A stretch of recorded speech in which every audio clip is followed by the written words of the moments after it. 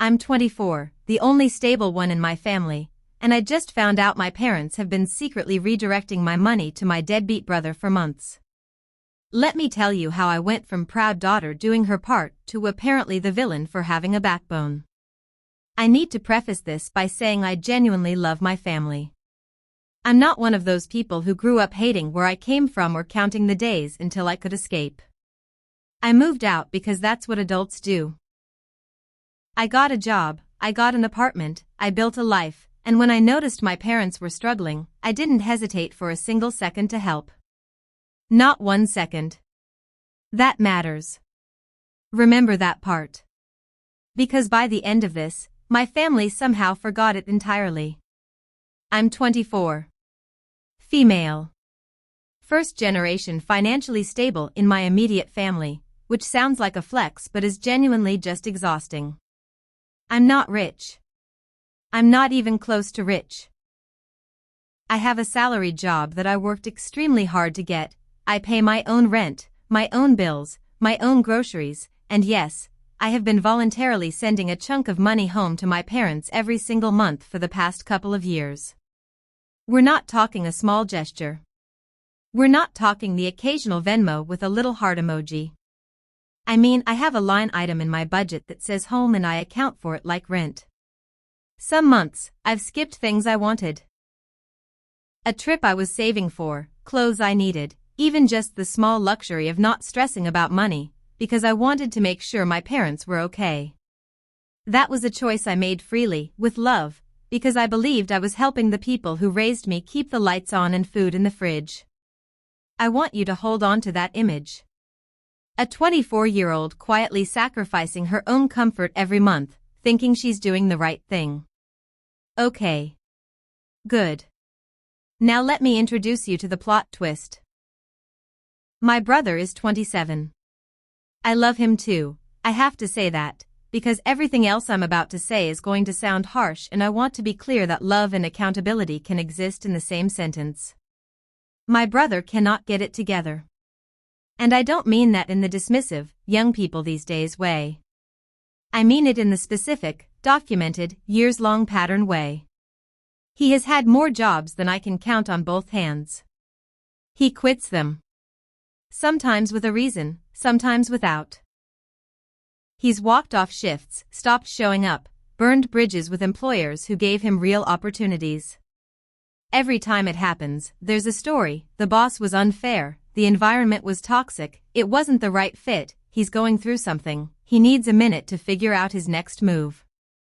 The next move never materializes. Or it does, briefly, and then the cycle resets. He's not lazy in the way people imagine laziness, like lying around doing nothing. He has energy and ideas and big plans he talks about constantly. But execution? Consistency? Financial responsibility? Those things have remained elusive for his entire adult life. He borrows money and forgets he borrowed it. He makes promises and breaks them without seeming to notice. He spends on things he wants and then genuinely cannot account for where his money went. I've watched my parents absorb the weight of this for years.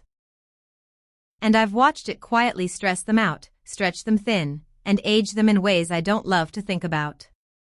That's part of why I started sending money home. I thought, my parents are struggling partially because they keep bailing out my brother, and I can't control that, but I can at least ease the overall burden. If I help with the fixed stuff, the bills, the groceries, the basics, maybe there's less pressure all around.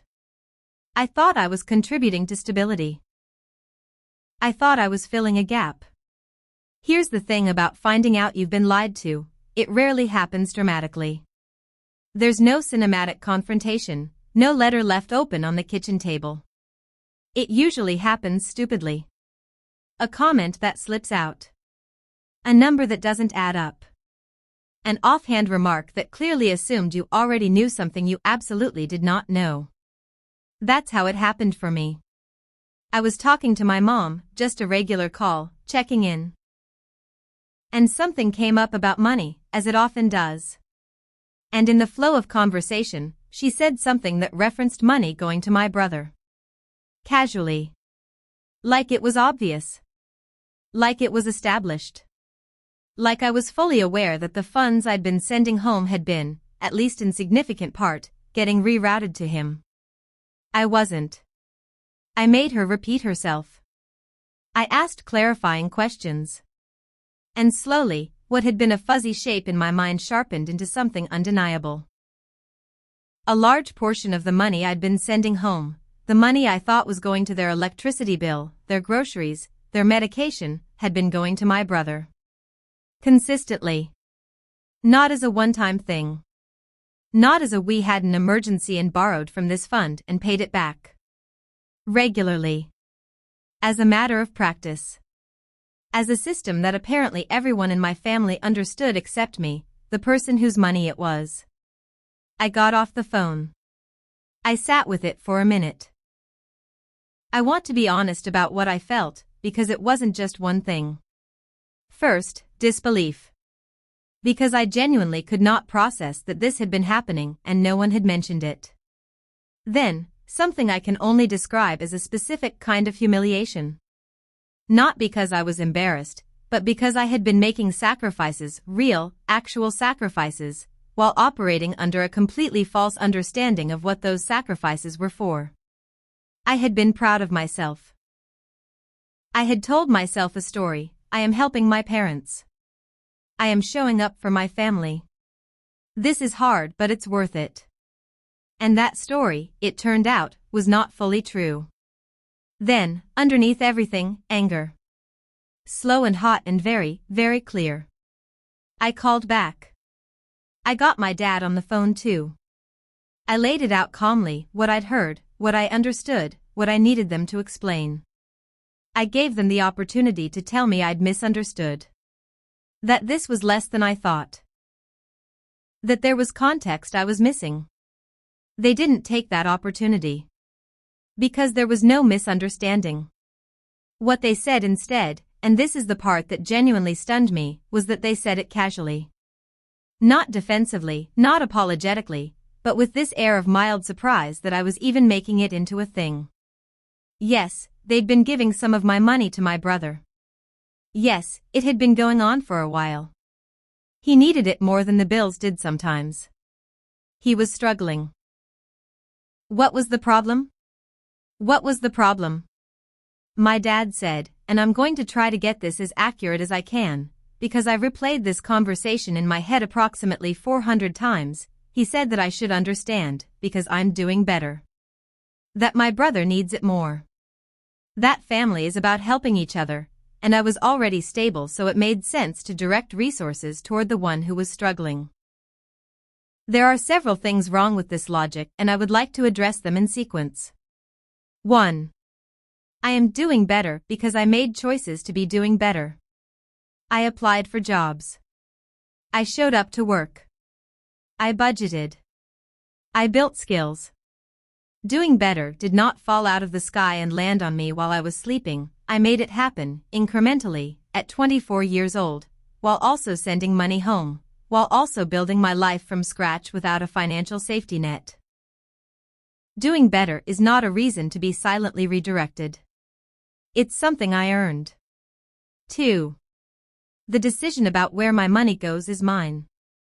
Not because I'm selfish, but because that's how money works. When you accept someone's financial help, you are operating within an implicit agreement: the money will be used for what it was given for. If the purpose changes, you tell them. You ask. You have a conversation. You do not simply reroute and hope they don't notice. That's not a family decision. That's a unilateral one made about someone else's resources. 3. He needs it more is not an argument I accepted. My brother needing money is a direct consequence of my brother's ongoing choices.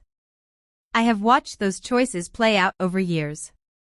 I am sympathetic to struggle, I genuinely am, but sympathy and financial subsidization are not the same thing, and the latter enables patterns instead of challenging them. My money, given to my brother without my knowledge or consent, was not helping him. It was funding a lifestyle that never has to reckon with its own consequences. 4. And this is the one that really got me, they didn't ask. They could have called me at any point and said, "Hey, your brother is really struggling, and we've been thinking of giving him some of the money you send. Would you be okay with that?" They could have done that. I might have said yes. I might have had a conversation about it and come to an arrangement I could live with. But they didn't ask. They decided. When I pointed all of this out, things shifted. The casual tone disappeared. Suddenly, I was the problem. It's remarkable, honestly, how fast the narrative flipped.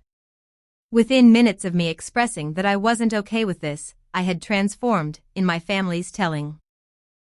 From the daughter who lovingly supports her family to the selfish one who's punishing her parents. I told them clearly, if this continues, I'm stopping the transfers. Not forever, not as a punishment, but as a boundary. I cannot knowingly send money that I believe is going to my parents' bills while it's actually going to fund my brother's inability to maintain employment. I won't do that. That's not a punishment. That's just not doing something I'm unwilling to do. My mom cried. My dad went cold. They said I was punishing them for trying to help their kids. They said I was making them choose. They said that real family doesn't put conditions on help. That last one really struck me. Real family doesn't put conditions on help. Said to the person who had been giving help unconditionally every month, without complaint, only to discover the help had conditions put on it without her knowledge. The condition being, "We will decide what this money is for, regardless of what you think it's for." I didn't say that out loud. I should have. Then my brother weighed in. Of course he did. He texted me, not called, texted, to tell me I was overreacting. That I needed to calm down. That this was a family situation and I was blowing it up. He also said, and I want to give this line the space it deserves. Family helps family. Sent to me. From him. The person who has never once, not once, helped me with anything financial. The person who, as far as I can recall, has never sent money home either. The person who has been, by his own family's account, struggling and in need for essentially his entire adult life, with no visible trajectory toward that changing. Family helps family. I want to be careful here because I know how this sounds and I don't want to be mean-spirited. But there is something uniquely maddening about receiving a lecture on familial generosity from the person who is the beneficiary of it, without ever being the source of it. Family helps family is a beautiful sentiment. It's one I believe in, genuinely. But it cannot be a one-directional principle applied selectively to the one person in the family who is actually doing the helping. I didn't respond for a long time. When I did, I kept it short. I said I'd be in touch when I'd figured out what I wanted to do. I'm not impulsive by nature. I like to think things through. So after all of this exploded, I gave myself a few days before I did anything or said anything more. I wanted to be sure I wasn't reacting from pure emotion, because I was emotional, undeniably, and I didn't trust myself to make a clear decision in the middle of that. Here's what I kept coming back to. I never agreed to support my brother. That's the core of it, and I need to be very precise about this. I did not agree to that. I agreed to help my parents, my actual parents, with their actual expenses. That was the deal I made with myself when I set up the transfer. That was the story I told myself when I skipped things I wanted because I couldn't quite afford them after sending money home. I signed up for one thing and was enrolled in another without being told. And the most disorienting part? Everyone else in my family apparently knew. My brother knew where the money was coming from. My parents knew. I was the only one who didn't know what my own money was doing. There's a word for when someone makes decisions about your resources without your knowledge or consent, and that word isn't family helping family. I'm not going to be dramatic about it, but I'm also not going to pretend it was okay just because the people who did it love me. I also thought about what stopping the transfers would actually mean. My parents do have real expenses. They are not rolling in money. If I stop sending, there will be real consequences for them, not just for my brother, but for them. That genuinely pains me. I don't want my parents to struggle. I have never wanted that. But here's the thing I had to sit with. I cannot be the solution to my family's financial instability if I have no say in how my contribution is used. That's not sustainable, and it's not fair, and it doesn't actually help anything. If my money goes to my brother, my parents' bills don't get paid and they come back to me for more, and in the meantime, my brother has learned nothing and changed nothing, and the cycle continues. What I was funding, unknowingly, was not stability. It was stasis. I decided to pause the transfers. Not cancel them forever, not write off my family, pause them, and be honest about why. I called my parents again, calmer this time, and I laid it out as clearly as I could. I told them I love them. I told them I want to help them. I told them I am not trying to punish anyone. And then I told them exactly why I couldn't continue the arrangement as it stood, because I don't know where the money goes, and the one time I thought I did, I was wrong. I said that if they wanted to revisit this, if they wanted to have an honest conversation about what they actually need, what my brother actually needs, and what I'm actually able and willing to contribute, I was open to that. But I couldn't keep operating in the dark. My dad didn't say much. My mom said I was breaking her heart. I said I understood, and that I was sorry she felt that way, and that I hoped we could talk more when things felt less heated. And then I waited. The selfish accusation is the one that's hardest to shake, even when you know intellectually that it's not accurate. It's designed to be hard to shake. Selfish is a word that attaches itself to your ribcage and just lives there, making you audit every decision you've made to see if maybe, possibly, it was actually true. So let me do the audit out loud, because I think it's worth it. A selfish person doesn't send money home every month. A selfish person doesn't budget for their family's needs before their own wants. A selfish person doesn't pick up the phone every week to check in, doesn't lose sleep over whether her parents are okay, doesn't forego things she wants because she's trying to be responsible about helping people she loves. That's not what I did. What I did was the opposite of selfish, performed consistently, for years, without complaint.